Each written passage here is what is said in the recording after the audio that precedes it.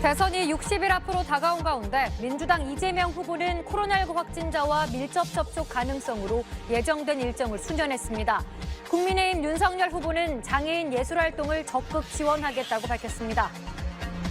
젠더 이슈가 대선판을 다시 달구고 있습니다. 국민의힘 윤석열 후보가 여성가족부 폐지를 공개적으로 발표한 게 도화선이 됐습니다. 평택 냉동창고 화재 현장에서 순직한 소방관 3명에 대한 연결식이 거행됐습니다.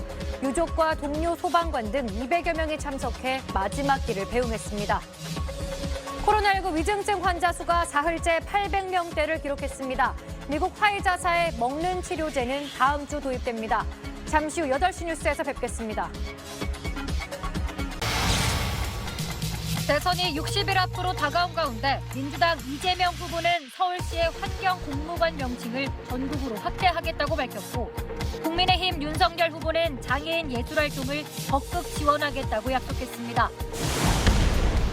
젠더 갈등이 대선판의 주요 이슈로 급부상하고 있습니다.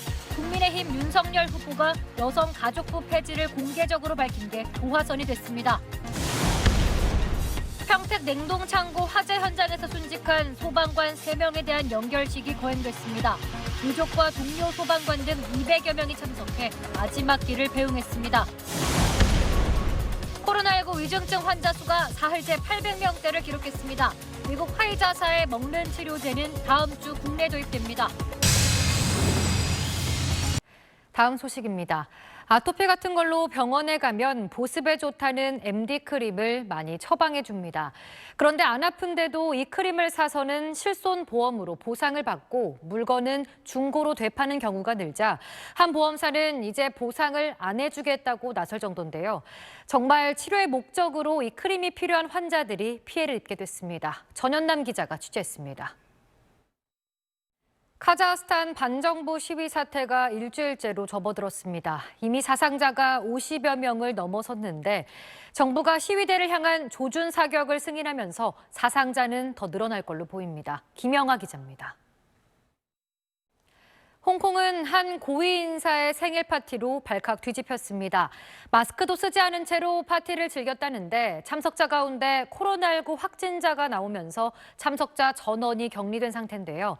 이 중에는 우리의 장관, 국회의원에 해당하는 고위급 인사들이 포함돼 있습니다. 베이징에서 김지성 특파원입니다. 매년 이맘때면 경기 남부 지역엔 철새인 떼까마귀가 날아오는데요. 문제는 최근 떼까마귀의 활동 영역이 넓어지면서 피해를 입는 주민들이 늘고 있다는 겁니다. 한주한 기자가 보도합니다.